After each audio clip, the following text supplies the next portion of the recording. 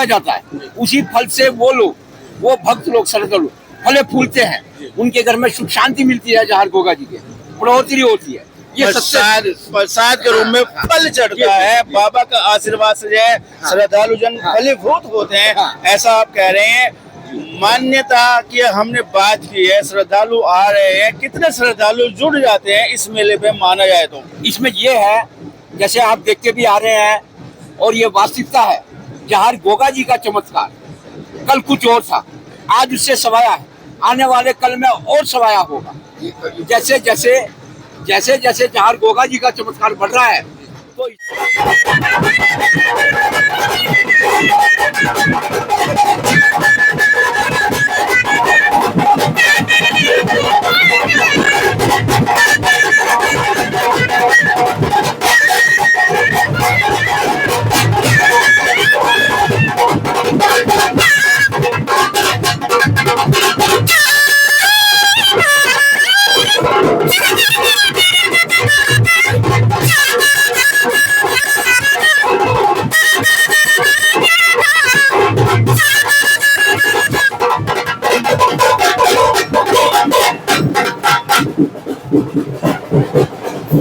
वास्तव में यह विशेषता है मेला घुगाल की। यहाँ पे ये तमाम लोग आते हैं, हिंदू मुस्लिम तमाम वर्ग के लोग यहाँ पे आते हैं। अगर देखा जाए तो ये रात के जो 12-1 का समय हो रहा है, और हमारे पास में जो कुछ लोग जो शहनाई वादन करने के लिए यहाँ पे स्पेशल रूप से मेरठ से आए हैं, और आप ये किशोर पार्टी से वास्ते रखते हैं, राम किशोर पार्टी से वास्ते रखते हैं। आपके पास शहनाई भी है और तबला वादक, तमाम ये चीजें हैं।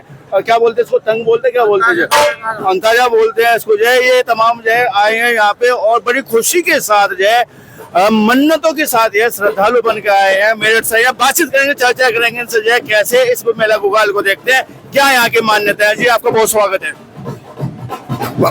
नमस्कार। कहाँ से आए हैं आप? हम मेरठ से आए हैं। अच्छा, विशेष क्या मेला घुगाल के लिए शहनाई लेके आए हैं? हाँ, मेला घुगाल के लिए। अच्छा, ये यहाँ पे ये आपको शहनाई वादन करने का मन था आपका, श्रद्धालु बन के आए हैं, या आए हैं कि जो भगवान हम पे कृपा करेगा 2 रोटी घर में जाएगी? नहीं, भगवान में कृपा करेगा 2 रोटी घर में जाएगी, ये आपका मानना है। यहाँ पे जो है मेरठ से आए हैं, क्या पहली बार आए हैं, इससे पहले आप कभी आए हैं? नहीं, पहली बार आए हैं। पहली बार आए हैं। कैसा लगा है यहाँ पे, क्योंकि वहाँ पे नौचंदी मेला भरता है, बहुत बड़ा मेला भरता है मेरठ में, हमारे घुगाल मेला आपको कैसा लगा है? बहुत अच्छा लगा है। ये भगवान की बहुत मान्यता है यहाँ पे, इसलिए हम यहाँ पे आए हैं।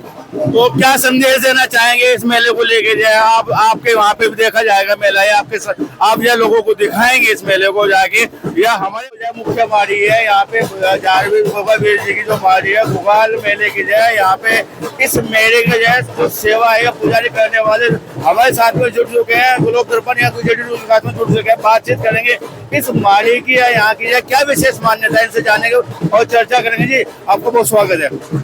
अगर हम बात करें घुगाल मेले की, इस माड़ी की क्या मान्यता है? मैं भगत विनोद प्रकाश, ये गोगावीर महाराज जी की माटी का गोगा जी का सेवक हूँ, उनका पुजारी हूँ। यह मेला एक ऐतिहासिक मेला है। इस मेले को भरते हुए 800 वर्ष हो चुके हैं। यहाँ पर कबली भगत जी महाराज जो थे, ये सामने पास में तालाब है, वो मछलियाँ पकड़ रहे थे। गोगा जी महाराज राजस्थान से आए थे, हरिद्वार से स्नान करके।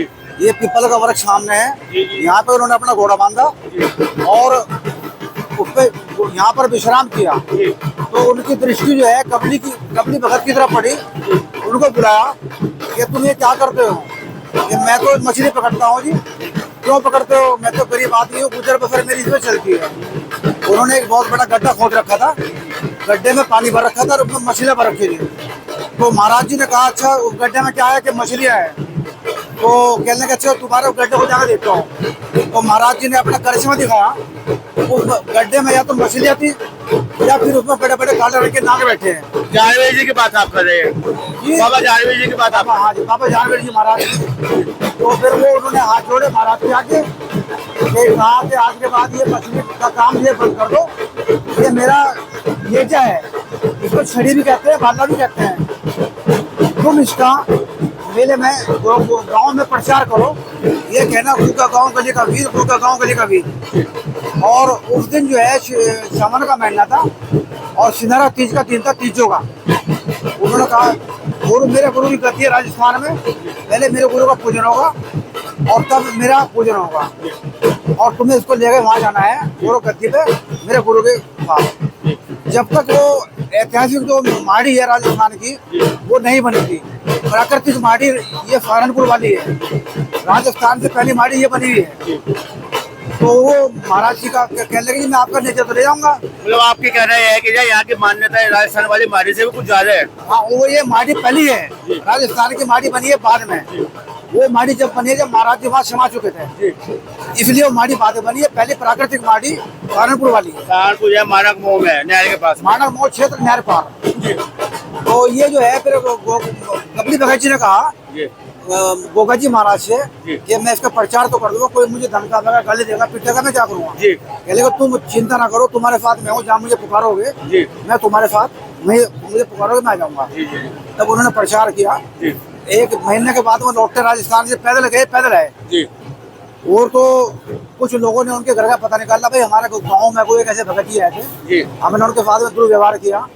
तो उनसे उनका घर का पता निकालना, उनसे वापस कहा महाराज जी हमें क्षमा करो और हमने आपके साथ में ऐसा व्यवहार किया, हमें नहीं करना चाहिए था।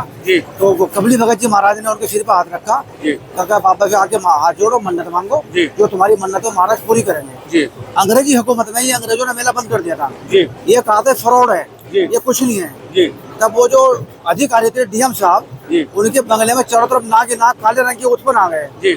उनके बंगले में एक जो था वो अर्धली उनका वो हिंदुस्तानी था। उन्होंने कहा सर जो आपने मेला बंद कर दिया, जब तक आप इस मेला का आदेश नहीं करने के तो ये मेला, ये बाबा का करिश्मा यहाँ पे जाना का नहीं।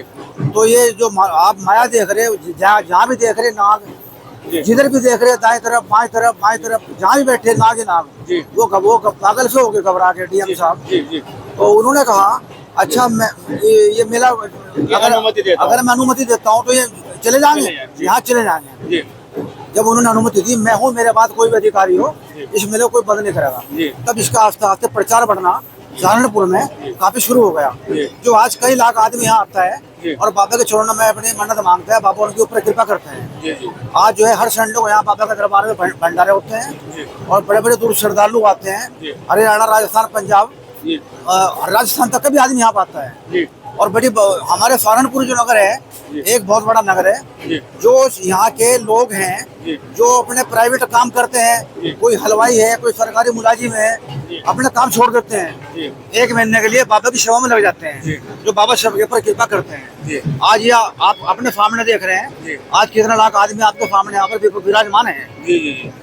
इसमें एक बात आ जाती है, आप ये नाग का जिक्र किया है कि यह अंग्रेजी हुकूमत थी, यह अंग्रेजी अधिकारी था, जब उन्होंने इस परमिशन नहीं दी गोगाल मेले के भरने की, तो वहाँ पे नाग ही नाग आ गए। अक्सर ये देखने में आता है गांव में इस तरह की परंपराएं हैं, गांव में इस तरह की चर्चाएं रहती है, कहावत है, जो बाबा से मन्नतें मांग लेते हैं वो मन्नतें अपने भूल जाते हैं और उनकी मन्नत पूरी भी हो जाती है। तो बाबा जो है जब उनके मन्नत या सर झुकाने नहीं जाते, वहाँ पे प्रसाद नहीं चढ़ाते जाके, तो बाबा भी याद दिलाते हैं नाग के रूप में। क्या ये सच्चाई है? हाँ, ये बिल्कुल सच्चाई है। जो बाबा का प्रसाद बोलता है या बाबा की जात बोलता है तो ये बाबा उसको याद दिलाते हैं। अगर वो फिर भी नाग के रूप में आगे सपन में कि कैसे भी, तो फिर जो है उसको अपने पापा के जो बोली चीज है उसको अर्पण करनी पड़ती है। जी। अच्छा, एक बात और भी है, इस मेले को जो है, मेला गोगाल को जो है कहा जाता है कि जो है ये हिंदू मुस्लिम एकता का प्रतीक है। इसकी सच्चाई क्या है और इसकी वजह क्या है? ये बाबा जी ने ये कहा था कि 36 कौम में मुसलमान भी आते हैं वो, लेकिन कम आते हैं, वो भी हम बाबा के दरबार में प्रसाद चढ़ाते हैं और इसको सभी हाथ जोड़ते हैं। आते हैं मुस्लिम लोग यहाँ पे? आते कुछ तादाद में कम आते हैं, लेकिन आते हैं, आते हैं, ऐसी बात नहीं है। और उनके अंदर कोई देश भावना नहीं है।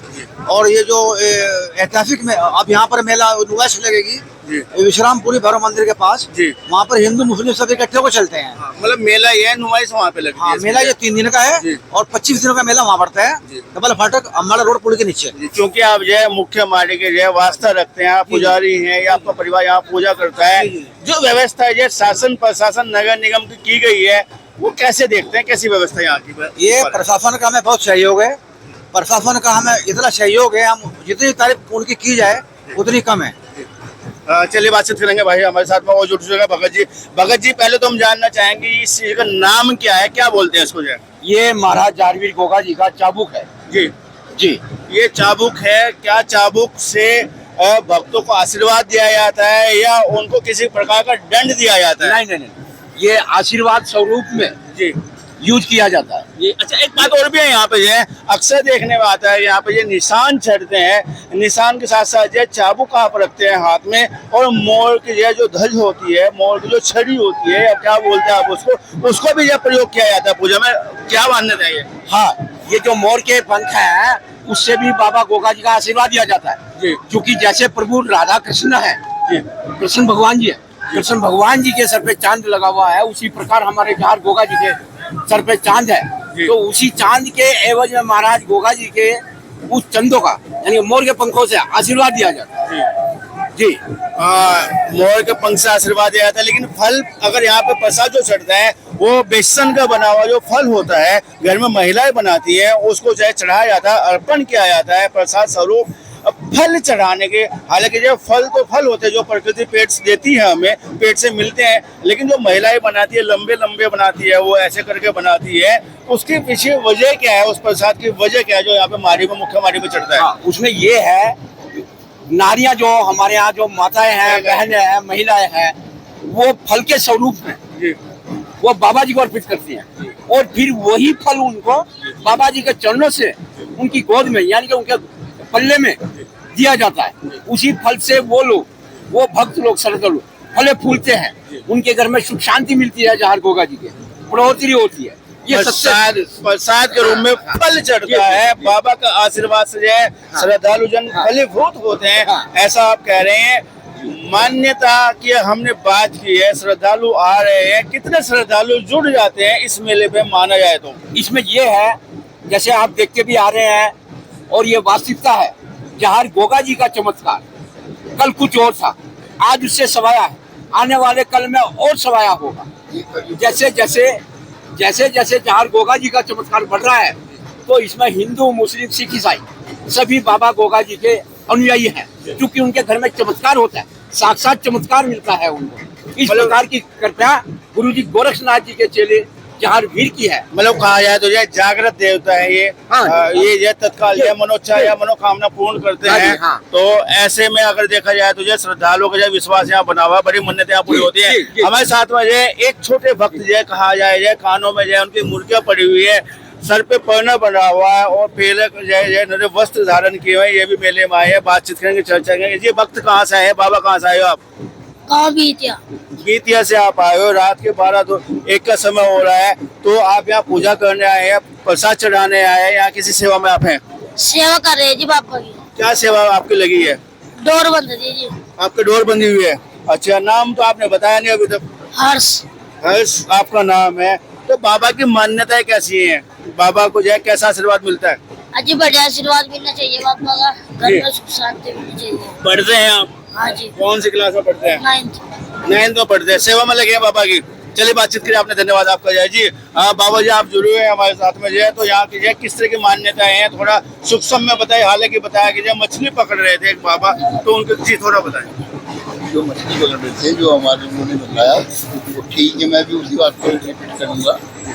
जिससे मछली पकड़ रहे थे उनका नाम कबली था, गाज से नीवर थे, और जब उन्होंने हरिद्वार से स्नान करके आए, महाराज जी यहाँ पे आके घोड़ा बांधा। राजस्थान का सीधा रास्ता पड़ जाता है, अगर हम देखें तो हरिद्वार से सहारनपुर को होते जाते हैं जी। आप ये पीपल वृक्ष जिसके हम नीचे अभी हाल में खड़े हैं, इसके बारे में बताया कि घोड़ा भी इसके नीचे ही बांधा हुआ था। घोड़ा यहीं बांधा था, और महाराज जी ने ये कहा भैया आप क्या करते हो? मैं कहना बच्चों को आदमी के लिए करने के लिए मैं मारता हूँ, और उससे उन्होंने कहा कि ये खोल के देखा आप क्या है? जब उन्होंने खोल के देखा तो मछली हो जाए नाक बन गए, छोटे बड़े नाक बन गए। जब उन्होंने देखा, देखने के बाद उनको दस्त आकर मिल गए। मिलने के बाद उन्होंने कहा, कहने का आप शांत हुए, उन्होंने कहा आज की कार्य मत कीजिए, और मैं आपको ये अपना वादा दे रहा हूँ, और ये गली गाँव का वीर, गली का वीर, ये कहकर आप मेरा प्रचार कीजिए, और सबके दुखों का निवारण। लगभग 800 साल हो चुके हैं उस बातों को। 800 साल का मतलब बैठता है कि 800 वर्ष, यानी कि 100 में अगर देखिए शताब्दी होती है, 8 शताब्दी बीत चुके हैं, उससे अधिक समय बीत चुका है। इतने लंबे समय के अंतराल में भैया आज मेला ये धूमधाम से भर रहा है। क्या यहाँ पे श्रद्धालुओं की मान्यताएं पूरी होती है? बाबा का कोई चमत्कार दिखाई देता है? बाबा का चमत्कार बहुत है, ऐसे चमत्कार है कि मैं कह नहीं पाऊंगा। तो हमारी जो माँ बहन की बेटी होती है, जिन्हें डॉक्टर ये कहते हैं ये माँ नहीं बनेगी, 20 साल के बाद भी 10-20 साल के बाद 10-10 साल के बाद 14 वर्ष के बाद बालक हुआ है। 14 वर्ष के बाद देखिए यहाँ पे डॉक्टर भी कर रहे हैं और यहाँ पे जो भी आता है उनकी मन्नत पूरी होती है। सच्चे दिल से जो चढ़ाएगा वो उसको मिलता है। अच्छा, देखने में आता है, मैंने बात भी करी, चर्चा भी कर रहा था कि यह जो व्यक्ति मन्नतें मांगता है उनकी मन्नतें पूरी हो जाती है और वो प्रसाद नहीं चढ़ा पाता, भूलवश या कोई कारणवश हो जाता है। कई बार ऐसा सुनने में आया गाँव देहात में जो है उनके घर में जो है बाबा नाग के रूप में जाके जो है दर्शन देते, उनको याद दिलाते हैं। उस बात की सच्चाई क्या है? ये बाबा बड़े शांत हैं, जब तक शांत है शांत है। 7 पीढ़ी तक कुछ नहीं कहेंगे, 7वीं पीढ़ी में कभी सांप बनेंगे, कभी कुछ बनेंगे, फिर उनको प्रसाद चढ़ाना जरूर अनिवार्य है। ये आपने देखा हो पीले कपड़े पहन के जाते हैं तो जात, उसको जात बोलते हैं, वो जात चढ़ा के आते हैं। आपने देखा काफी बुजुर्ग हो जाते हैं, 80 साल के 85 साल के, वो भी चढ़ जाते हैं।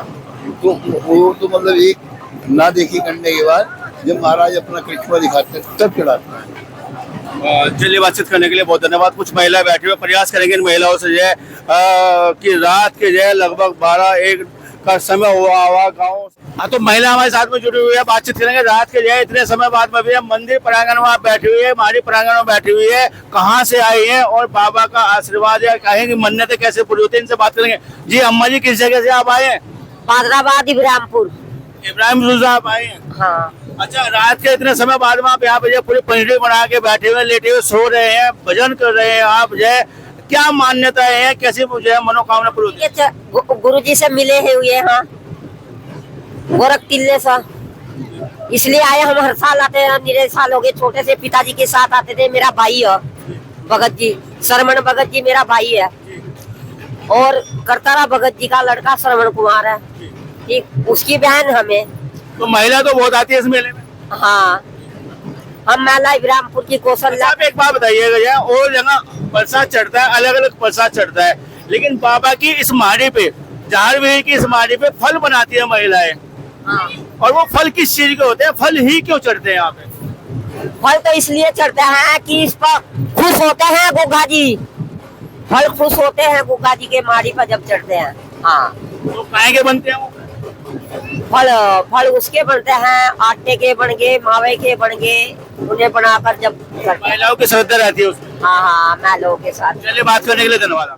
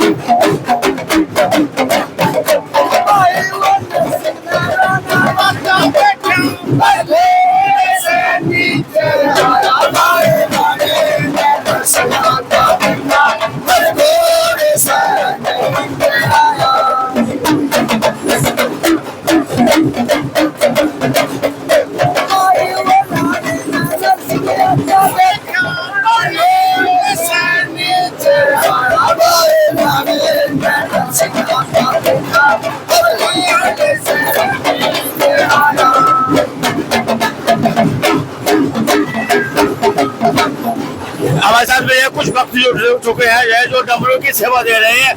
डमरू भी जो बाबा की सेवा में माना जाता है, भगवान शिव का अवतार है। गुरु गोरखनाथ रहे हैं, भगवान शिव का ये विशेष वाद्य यंत्र माना जाता है ये। और यह गुरु गोरखनाथ जी का बड़ा प्रिय है, क्योंकि यह जहालवीर बाबा है गोरखनाथ जी के शिष्य रहे हैं। डमरू की विशेषता क्या है, डमरू क्यों बजाया जाता है, और आप कौन लोग हैं जो रात के जो इस समय जब ये 12 मध्य रात्रि हो रही है आप ये डमरू बजा रहे हैं, आगे कारण क्या है, मेला भरा हुआ है डमरू के, ये मान्यता है क्या? बातचीत करेंगे जी। भगत आपका नाम क्या है? श्री अमन कुमार कश्यप। कहाँ से वास्ते रखते, कहाँ के आप इधर आए हो, कहाँ से आप? हमारा गांव लड़वा है जी, जिला सहारनपुर। अच्छा, रात के आप ये मेला भरा हुआ है, आप ये डमरू की सेवा दे रहे हैं बाबा को। डमरू का मायने क्या है, क्यों बजाया जाता है? ये बाबा जी के जब आराम से बताओ, आराम से। तक बाबा जी के जब तक बाबा जी का 16 नहीं गाया जाता तो कोई कार्य संपूर्ण नहीं होता। इसीलिए बाबा जी का 16 जरूर गाया जाता है। हम पैसे के लिए काम नहीं कर रहे हैं, हम बाबा की सेवा के लिए काम करते हैं। 16 का मतलब यह कोई भजन होता है या क्या होता है? ये बाबा जी की कथा का दर्शाई है, जो बाबा जी की कथा है ये है वो प्रसिद्ध है। तो ये आप ये इसी जब मेला भरता है तभी आप ये गाते हैं या गाँव गाँव में जाके सुनाते हैं इसको? हाँ, जहाँ भी बाबा जी का ऑर्डर आता है हमसे, हम वहीं पे जाके कार्य करते हैं। तो कितने साल हो गए आप जब 16 सुना रहे हैं यहाँ पे? मेरी करीबन 22 साल की उम्र होगी इस काम में करते हुए। 22 साल उम्र होगी इस काम को करते हुए। तो डमरू में बजाते हैं और 16 सुनाते हैं बाबा को जो है? जी हाँ, 16 सुनाते हैं बाबा जी। तो बाबा प्रसन्न होते हैं, ऐसे आपकी मान्यताएं हैं? हाँ जी हाँ। चलिए, आपने बात करी, आपके लिए इनका कहना है कि जो भजन रूप जो है 16 है बाबा के, जो इनको जो माड़ी पा के सुनाए जाते हैं, और ये जो पिछले लंबे समय से कार्य करे डमरू पर ये बजाते हैं, डमरू को जो 16 सुनाते हैं। आपको बहुत बहुत धन्यवाद।